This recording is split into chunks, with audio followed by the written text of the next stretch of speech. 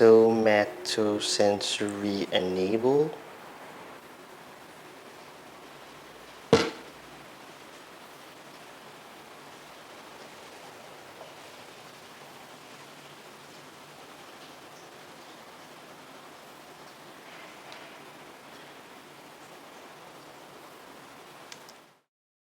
What's up guys, Charles from treetanks-dev. Welcome to a new tutorial series on a new gimbal. This time around will be the Feiyu-Tech AK2000S. This gimbal was launched probably about a month ago and it was showcased by Feiyu-Tech at the CES 2020 a couple of weeks ago. So pretty nice gimbal. It did catch my attention when I saw that giant LCD screen in the front over here, and the LCD screen is really nice, vibrant, and it is a touch screen as well, so it is pretty responsive. It works pretty similarly in the swipe left and right and stuff. It works similarly to the GoPro Hero 7, so it's a really nice touch LCD screen on the top, in the front, and it is really big as well. I'll show you later on. And the second thing that stands out for this gimbal is that you can wirelessly connect to Sony's, Canon's, and Panasonic cameras. You know, because for the Weebill S and the Ronin SE, you always need a cable to connect the gimbal to the camera, but the Feiyu-Tech, basically you can do wireless connection, and I did do a wireless connection to the Panasonic G9, so that's pretty cool. The wireless connection, however, did seem to keep dropping from time to time. I haven't tried it out on the Sony and the Canon cameras yet, but for this Panasonic, in particular the G9, which is the first camera that I'm going to do a setup on this gimbal, the wireless connection does tend to drop every once in a while. So using a cable definitely will be more stable, but I'll try it out in the upcoming videos. Subsequently, we will be going on to the Canon EOS RP, the Sony a7 II, the Nikon Z50, the Sony a6500, and the Fujifilm X-A7. A lot of you guys who are Fujifilm users will be pretty happy. I did see Fujifilm connectivity compatibility with this Feiyu-Tech AK2000S, because for example the Weebill S has no Fujifilm connectivity at all, compatibility at all, but I did see the list, just a brief glimpse, and Fujifilm is compatible, so that's really nice. And so basically here's a side-by-side comparison. This is the AK2000S, I have the Ronin SC over here, so this will just give you a good gauge in the different size. And we have the Weebill S, all three gimbals, so you can have a good view. The difference in size, the AK2000S and the Ronin SC is about the same size, but the Weebill S is slightly shorter than the two and looks more compact. Be sure to stay tuned in the upcoming videos and hit the subscribe button if you want to actually keep up with setups on the AK2000S. So yeah, basically I'm talking too much, so let's get straight to the mounting. Alright, so here are the things required to set up your camera on the Feiyu-Tech AK2000S. Firstly, these are the parts that you need. Since I'm using the Panasonic G9, you gotta use this cable which says USB 2 to micro A01, so this is the cable that you require. Panasonic G9 with the 16mm f1.4 Sigma. Also probably need the lens support with the screw. This is actually optional. I'll show you what I mean later on. Next up we have the Allen key and all three screws which comes in the package. Two big and one small.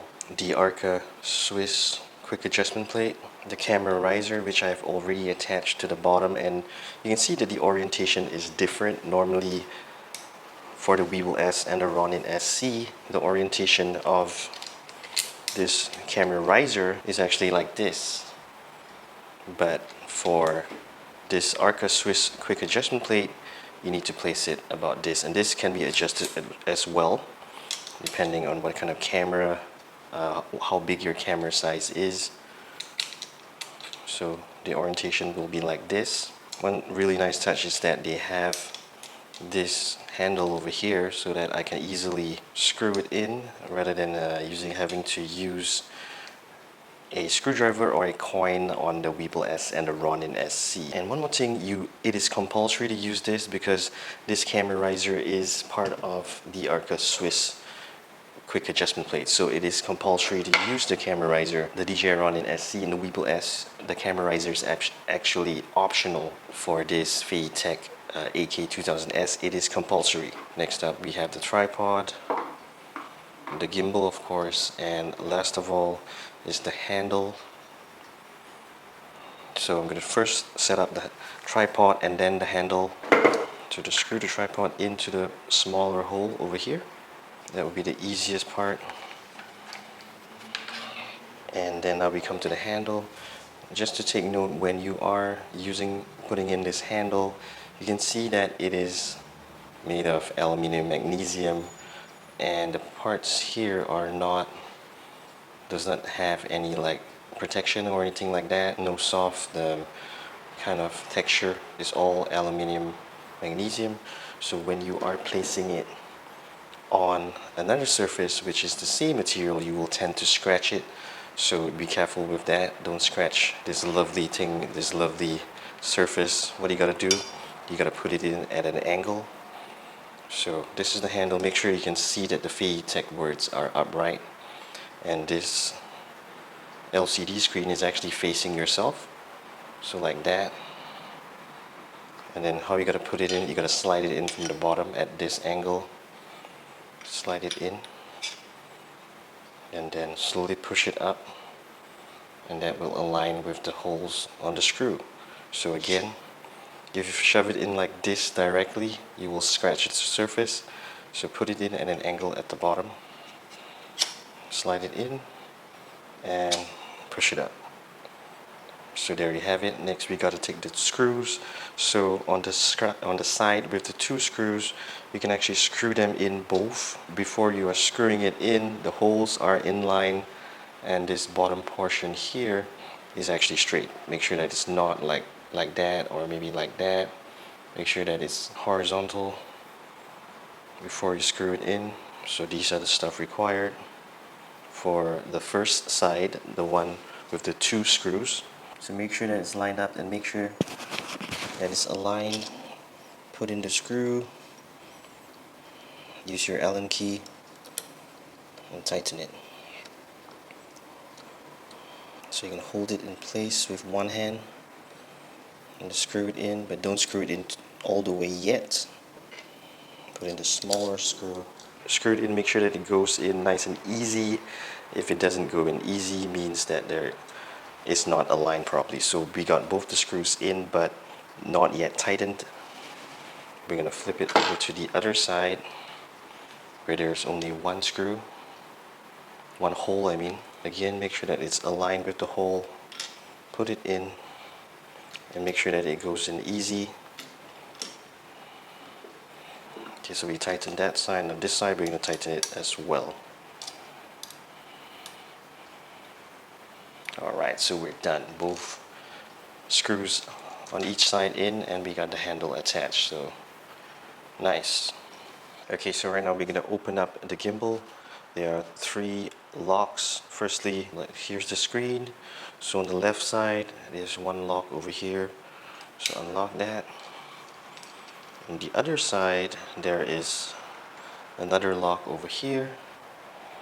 So unlock this as well, and at the front, at the bottom here, unlock that as well.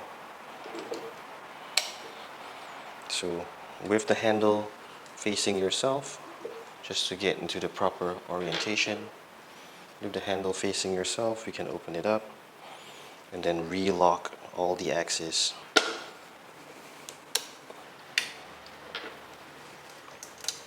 Okay, so once we got it opened up like this, so this is the arcus plate.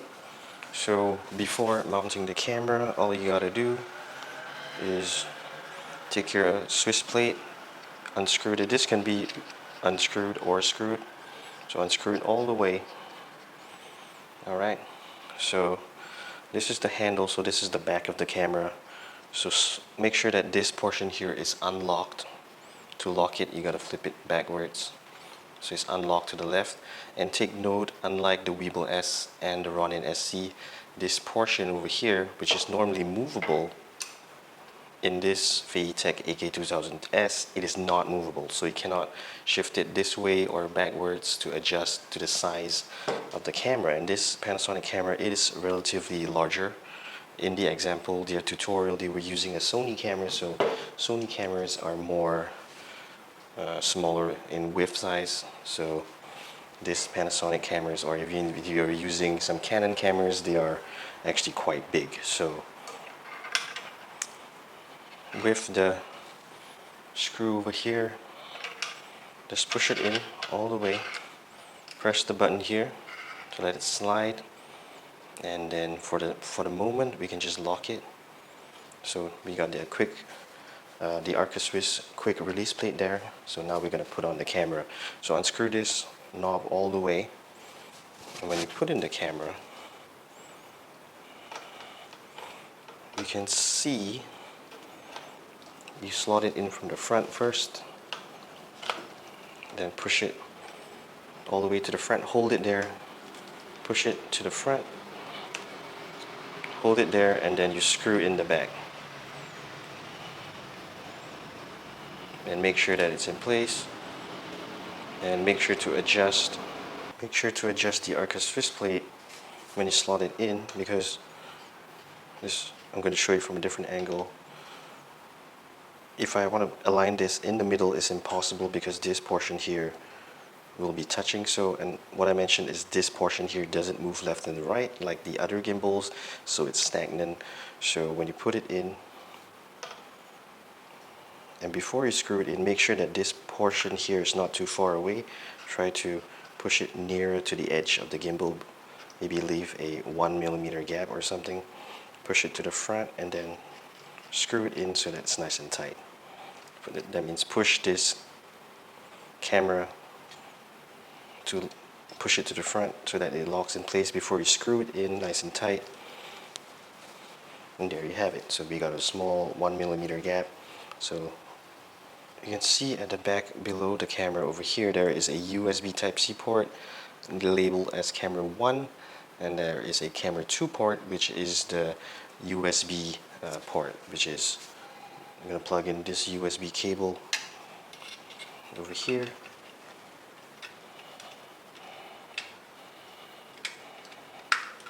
Okay, to the bottom here, and then the Panasonic G9, and shove in the the micro USB cable into the side, and then we're all set. Last of all, as I mentioned, this is actually optional. This will only work for certain cameras. Unfortunately, because of the width of the Panasonic G9, it is pretty huge. So when you mount this lens support, you can see that the hole and the lens is not in the middle. So when using an extra large camera like this, when you line it up, it doesn't align with the hole, so that becomes an issue. It's not underneath the lens, so you can't screw it in, or even if you can screw it in, it won't be flat in the middle. So that is the issue with cameras like this, which are extra large in size. The Sony cameras are normally shorter in width, shorter maybe like this kind of size. So I'm going to put it in anyway, and basically only one of the arm is touching, but I believe I can screw it in just for fun. If any one of you has a better way of doing it, please let me know. Or you can skip this part totally. Yeah, so it's not really doing anything much. It's not even screwed in properly. So if you want to skip this part, you can. You can see it looks a bit strange to the side and it's not screwed in appropriately, but I managed to fit in as best as possible. Balancing, we gotta do first axis, so I'm gonna lock this on top over here. So yeah, so you can see that it's tilting forwards. So same thing, release this portion here, move it back and forth until it stays. So I just moved it an inch and it stays in place. Tighten that. If it's straight, then you're good to go. Then we're going to do the up. So again, the screw for the up is over here. Over here. So to make the adjustment, mine is already upright. So don't really need to make the adjustment, but if you do need to make the adjustment, loosen this screw here and then you push it either forwards or backwards. So like that, it's good for me. So I'm going to screw it in. Nice. Is it a bit front heavy? So yeah, I'm going to shift it a little bit back. So we got this and we got the up. All done. Now we're going to do the left to right, which is the handle facing yourself, this knob over here. So if yours, just unscrew this, doesn't balance, you need to shift it left or right. So if it's too much to the left or it's too much to the right, so we can get it. I'm at actually labeled number 3 works for me. The marking for the Panasonic G9 with the Sigma 16. So make sure that it's straight balance and then we're all good to go. And the last axis. Alright, so before you attempt to balance the pan, the one over here, the lock underneath the gimbal over here, this is we're going to do the pan axis. So before you do that, I want you to lock both the other two, the roll and the roll axis and the tilt axis, lock that both into place. So we got both locked, only the pan is unlocked currently. So what you gotta do is, with the handle facing yourself, grab it, tilt it, and you can see that it drops downwards. So if it drops to the left, that means we gotta shift it forward to balance it off. And go about number 3 on the axis. The marking over here is marked at number 3.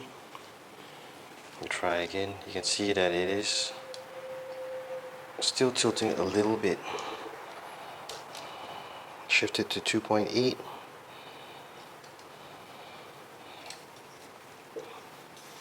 Tilt it again.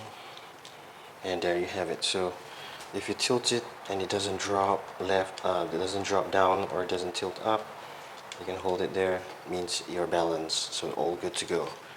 So next up, we're gonna power the gimbal on. The on button is on the right hand side over here. It says press that on, press it on, hold it for a few seconds. Once it's on, you will see the LCD screen light up.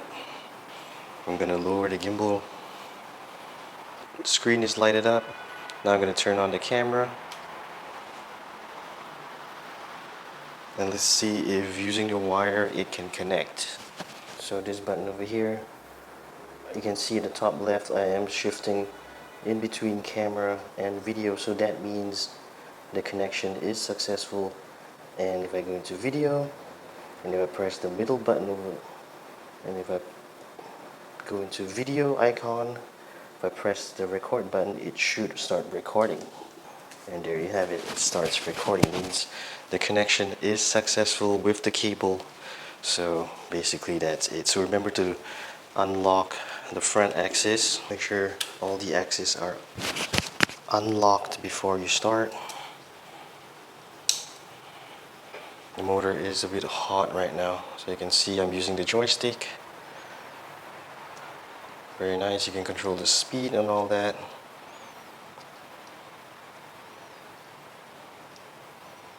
You can change modes and stuff. So basically this is the setup.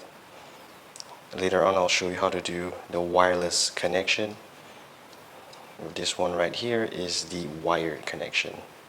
So yep, that's all. Papa, why you only buy these every time? No. Yeah, you see? Babies. It's your pain.